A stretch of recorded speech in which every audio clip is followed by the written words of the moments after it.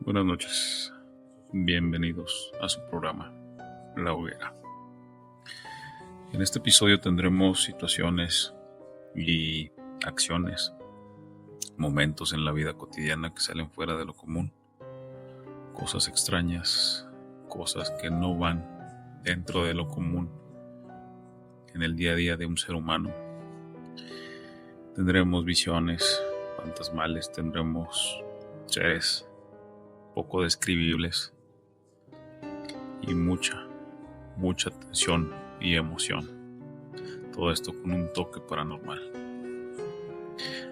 Con su anfitrión, el cronista de la oscuridad. Comencemos. El Kinect. Mariana es una maestra de un jardín de niños con unos 38 años aproximadamente de edad. Esto me lo relata, es un relato personal, me lo comparte. Es una persona que está acostumbrada a utilizar ropa vintage, lleva una vida muy tranquila, en un barrio muy histórico ya por Dallas, Estados Unidos. Ella nunca había creído en fantasmas. Sus días siempre estaban llenos de cosas alegres, caos. Esto pues con relación a toda su convivencia con los niños, ¿no? Lo reconfortante de la rutina de ella era que siempre planeaba las clases que daba, siempre tenía que hacer al día siguiente, siempre innovaba, ¿no? Día con día, ¿sí? Por lo general pasaba tarde con sus dos hijos, en este caso su hija llamada Sofía, de 8 años, y su hijo Miguel, de 6 años. Ella pues tenía juegos de mesa o a veces les leía cuentos, historias, y pues los martes a veces acostumbraba a romper un poco la rutina. Sofía y Miguel estaban absortos y embebados con un juego que es el Xbox en este caso, pero en particular un juego de baile. Era un juego en el que ellos pues no limitaban sus movimientos, al contrario, se explayaban, se hacían danzas, jugaban de diferentes formas, ¿no? Todo con este aparato del Xbox llamado Kinect. Ellos pues tomaban los martes como un día muy especial por esta parte, ¿no? Ya que era un día fuera de lo común y donde siempre sacaban esa adrenalina, esa emoción por seguir bailando, los juegos, toda esta parte. En una ocasión Mariana, ya colocada ya en su sofá, en su cama, con una taza de té de manzanilla, solo escuchaba cómo sus hijos se divertían, ella viendo la tele en el sofá ya descansando porque pues había sido la jornada bastante pesada. Escuchaba cómo bailaban, la respiración de sus hijos, cómo se divertían. Ella pues por dentro pensaba que eso era fascinante, ¿no? De un momento a otro, ella escuchó un grito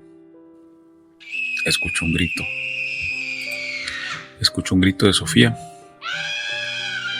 un grito muy penetrante, un grito muy frío.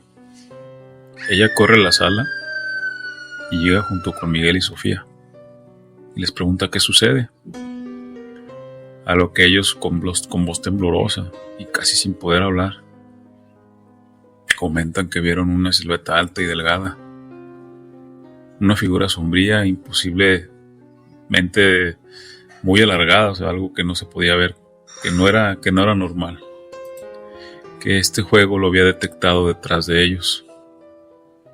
No era un reflejo, era algo que estaba ahí, pero el juego lo había detectado porque las luces que este juego presentaba o proyectaba para poder redondear el cuerpo de ellos, redondeó y marcó esta figura. La hija le comenta que esta figura duró por bastante tiempo y ellos se quedaron petrificados hasta que pudieron moverse y soltar un poco el cuerpo para poder gritar, pero que la figura solo los observaba, que le dio mucho miedo. Mariana comenta que sus hijos corrieron hacia ella, la abrazaron fuertemente y en la sala se sentía algo pesado, un ambiente demasiado pesado, frío, tanto que le dolió la cabeza. Los invitó al cuarto para dormir con ella y todos se durmieron abrazados, ya que el impacto de esa situación fue bastante grave. Mariana comenta que pasaron los días y suscitaron diferentes situaciones. No solo fue en esa ocasión. El Kinect jamás se volvió a prender, pero ahora había situaciones paranormales. Vasos, tazas se caían, la puerta se abría sola y habían situaciones que ya salían fuera del control de ella. Ella inclusive en su trabajo ya no se sentía cómoda, iba con dolores de cabeza, desvelada. Sus hijos también ya no tenían ese semblante alegre y feliz, ahora eran más tristes, ya que no sabían cuándo estar tranquilos y de repente se escuchaban sonidos que los perturbaban, que no los dejaban estar en paz. Sonidos. Inclusive su hija Sofía aseguraba que todas las noches por la ventana veía un hombre con las características que vio en esa ocasión, alto, deforme, largo, que se asomaba, que rascaba la ventana, como queriendo entrar. En una ocasión solo escuchó el susurro que decía: ven a mí, ven a mí. En esa ocasión Mariana decidió tomar, yo creo que uno de los movimientos más inteligentes, que era mudarse de su casa. Mariana pues estaba cambiando las cosas cuando se topa una vecina, ¿no? En este inter de llevar cosas a la mudanza y sacando, y la vecina sorprendida le comenta que qué era lo que pasaba. Mariana le platicó toda la situación y lo que estaba viviendo en esa casa, y la vecina, sorprendida pero con cara de angustia, le comentó: Mariana, no eres la primera persona que me relata algo así, que me platica esto. Dice: hay alguien más que me había contado algo parecido, pero no solo proviene de este lugar, sino que a unas cuadras de aquí hay una vecina también que ha pasado por algo similar, pero no con el mismo juego que tus hijos, sino con otro, y menciona algo muy parecido a esa figura. Inclusive menciona que ha habido situaciones en las que animales han amanecido sin vida cerca de su casa y también está igual como tú, espantada, pero no saben realmente qué es. Tienen esa misma atención que hoy veo en tus ojos. Mariana le contesta tranquilamente: yo decido retirarme porque lo que vivo aquí ya no puedo soportarlo. No me deja vivir, no me deja estar tranquila, y mis hijos ya no son los mismos. Sin embargo, si algún día llega alguna familia o alguien, por favor platícales la experiencia, ya que la vida cambia en un momento. Tu tranquilidad se puede perder de la noche a la mañana. Y así termina este relato. A veces los juegos pueden ser divertidos, pero en ocasiones se tornan en un ambiente muy macabro. ¿Y tú qué harías? Este relato nos lo comenta Alma. Ella vive en el estado de Jalisco. Ella es una mujer de mediana edad, con cabello entrecano, recogido. Trabaja como contadora en una pequeña empresa. Su vida diaria pues es monótona, no tiene nada tan espectacular, más que ir a casa, su trabajo, casa, todo rutinario. Ella tiene un hijo de 10 años llamado Miguel. Ella comenta que encontró a Miguel y a sus primos jugando una tabla en el ático de su casa.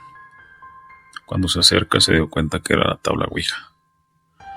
Lo que hizo de primera instancia fue deshacer todo lo que tenían ahí, mandar a sus primos a su casa y hablar con su hijo Miguel referente a todo lo que había pasado.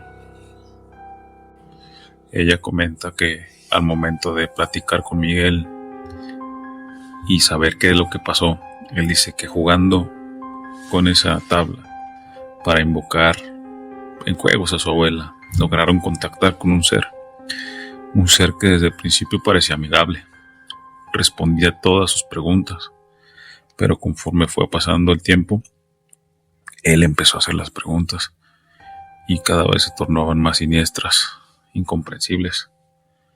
Dice que lo que detonó que ellos también pararan de jugar poco antes de que ella llegara fue que ellos respondieron y la Ouija contestó: ustedes son míos. ¿Piensan que los dejaré ir? Detrás o siguiente de una risa macabra que se escuchó por todo el cuarto y movimiento de cosas. Entonces eso fue lo que pasó, y por eso es que los encontró también un poco asustados. Con el pasar del tiempo, ella notaba que Miguel había cambiado un poco su conducta y empezaba a notarlo algo extraño. Él decía que tenía visiones muy extrañas, que veía figuras oscuras, que tenía ciertas apariciones que no eran normales.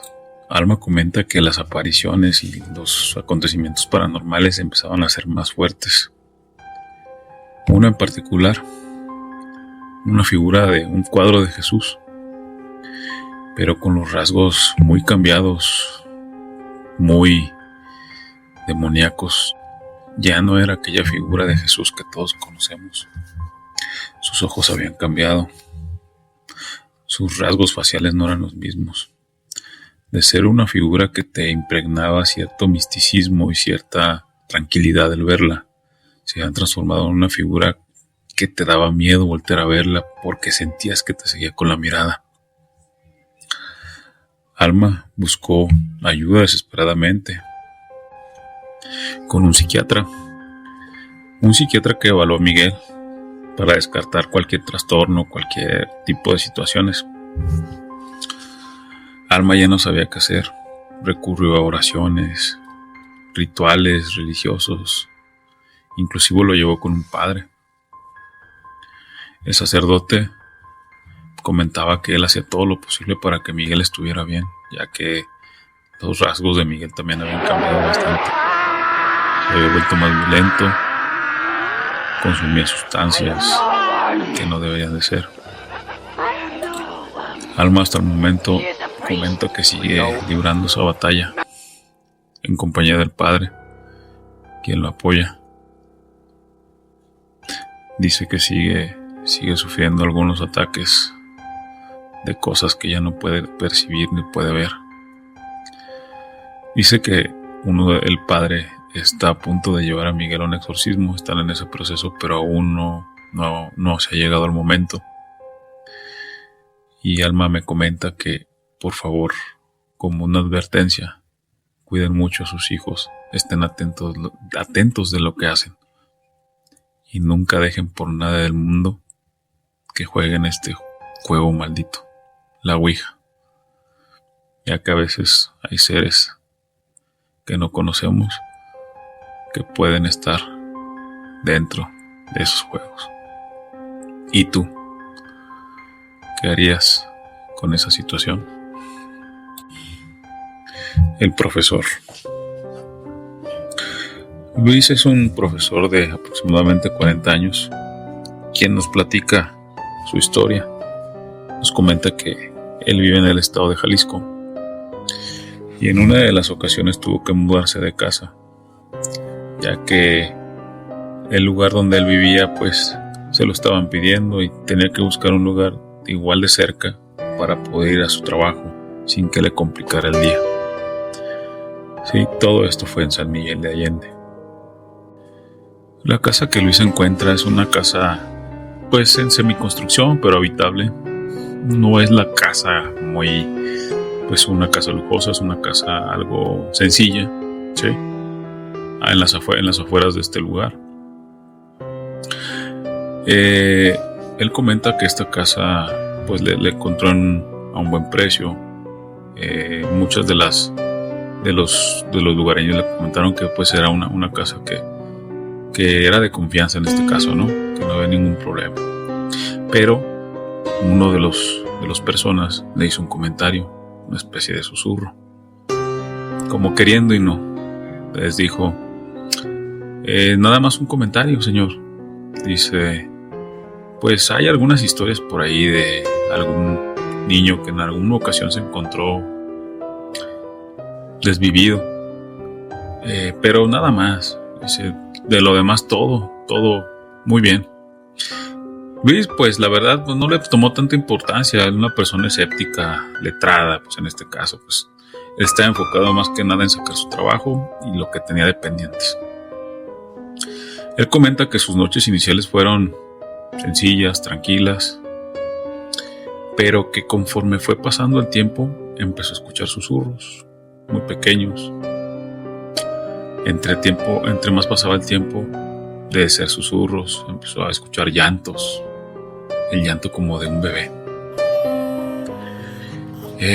Luis ponía atención, pero llegó al punto de revisar y ser tan puntual en escuchar eso, que logró detectar de dónde venía ese sonido.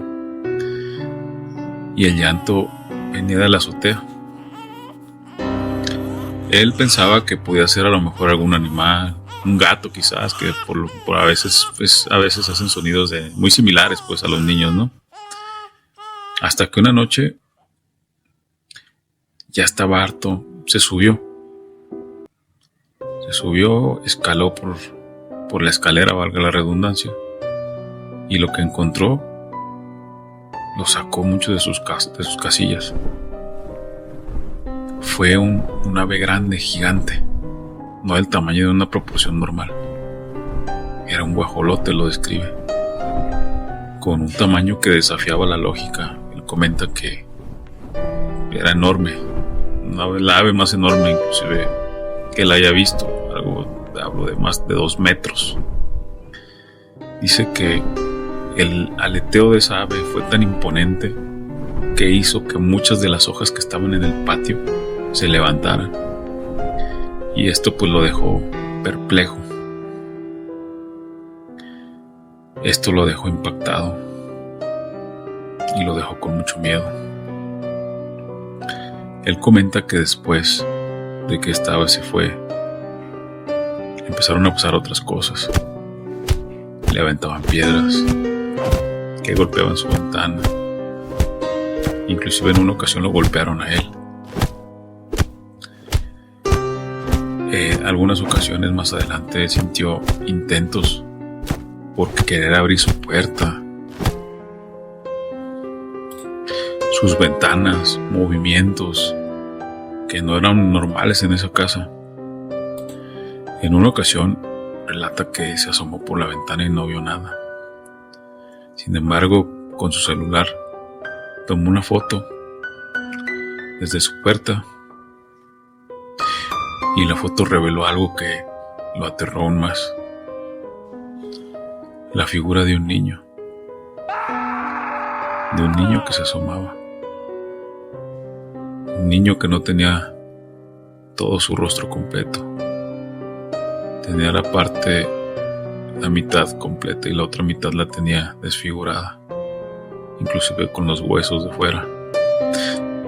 Pero lo que lo aterró aún más fue ver que atrás de ese niño se encontraba el rostro de ese animal gigantesco que tenía unos ojos rojos observando hacia él.